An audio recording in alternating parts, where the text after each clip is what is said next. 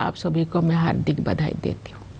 हम सभी के लिए एक गर्व की बात है कि स्वाधीनता दिवस और गणतंत्र दिवस सभी भारतीय उत्साह और उमंग के साथ मनाते हैं। ये दिवस हमें भारतीय होने के गौरव का विशेष स्मरण कराते हैं। 15 अगस्त की तारीख हमारी सामूहिक स्मृति में गहराई से अंकित है। औपनिवेशिक शासन की लंबी अवधि के दौरान देशवासियों की अनेक पीढ़ियों ने ये सपना देखा था कि एक दिन देश स्वाधीन होगा। देश के हर हिस्से में रहने वाले पुरुष और महिलाएं, बूढ़े और जवान विदेशी शासन की बेड़ियों को तोड़ फेंकने के लिए व्याकुल थे। उनके संघर्ष में निराशा नहीं, अपितु बलवती आशा का भाव था। आशा का वही भाव स्वतंत्रता के बाद हमारी प्रगति को ऊर्जा देता रहा।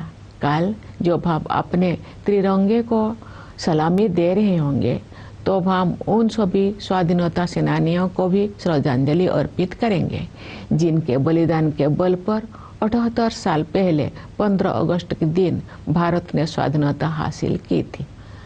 अपनी स्वाधीनता का पुनः प्राप्त करने के बाद हम एक ऐसे लोकतंत्र के मार्ग पर आगे बढ़े जिसमें सभी वयस्कों को मतदान का अधिकार था। दूसरे शब्दों में कहे तो हम भारत के लोगों ने अपने नियति को स्वरूप देने का अधिकार स्वयं को अर्पित किया। अनेक लोकतांत्रिक व्यवस्थाओं में जेंडर, रिलीजन तथा अन्य आधारों पर लोगों के मताधिकार पर पाबंदियां होती थी, परंतु हमने ऐसा नहीं किया।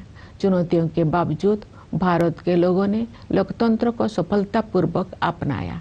लोकतंत्र को अपनाना हमारी प्राचीन लोकतांत्रिक मूल्यों की सहज अभिव्यक्ति थी। भारत भूमि विश्व के प्राचीनतम गणराज्यों की धरती रही है। इसे लोकतंत्र की जननी कहना सर्वथा उचित है। हमारे द्वारा अपनाए गए संविधान की आधारशिला पर हमारी लोकतंत्र का भवन निर्मित हुआ है। हमने लोकतंत्र पर आधारित ऐसी संस्थाओं का निर्माण किया जिनसे लोकतांत्रिक कार्यशैली को मजबूती मिली। हमारे लिए हमारा संविधान और हमारे लोकतंत्र सर्वोपरि है। अतीत पर दृष्टिपात करते हुए हमें देश के विभाजन से हुई पीड़ा को कदापि नहीं भूलना चाहिए। आज हमने विभाजन विभीषिका स्मृति दिवस मनाया। विभाजन के कारण भयावह हिंसा देखी गई और लाखों लोग विस्थापित होने के लिए मजबूर किए गए। आज हम इतिहास की गलतियों के शिकार हुए लोगों को श्रद्धांजलि अर्पित करते हैं।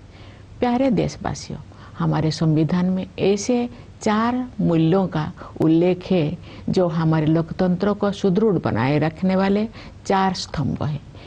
ये मूल्य है न्याय, स्वतंत्रता, समता और बंधुता।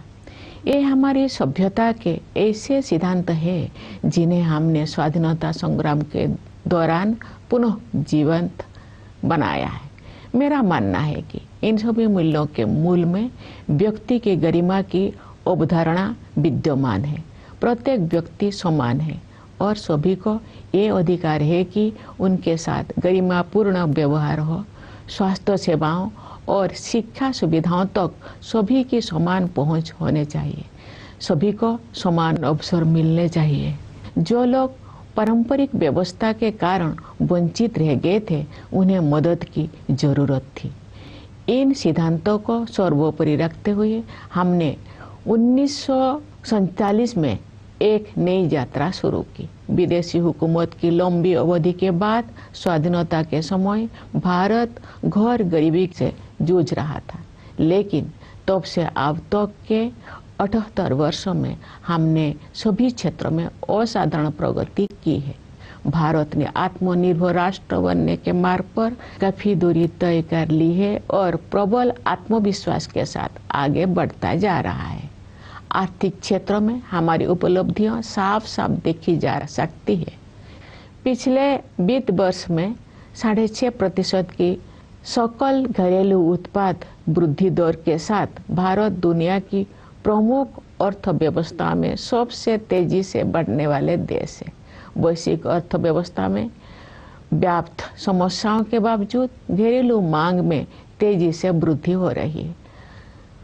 मुद्रास्फीति पर नियंत्रण बना हुआ है, निर्यात बढ़ रहा है। सभी प्रमुख संकेतक अर्थव्यवस्था की मजबूत स्थिति को दर्शा रहे हैं। ये हमारे श्रमिक और किसान भाई बहनों की कड़ी मेहनत और समर्पण के साथ साथ सुविचारित सुधारों और कुशल आर्थिक प्रबंधन का भी परिणाम है। सुशासन के माध्यम से बड़ी संख्या में लोगों को गरीबी से बाहर निकाला गया है। सरकार गरीबों के लिए अनेक कल्याणकारी योजनाएं चला रही है।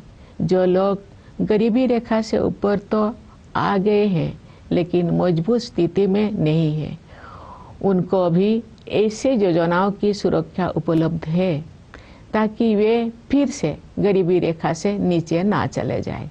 ये कल्याणकारी प्रयास सामाजिक सेवाओं पर बढ़ते खर्च में परिलक्षित होते हैं। आय की असमानता कम हो रही है, क्षेत्रीय असमानताएं भी कम हो रही है।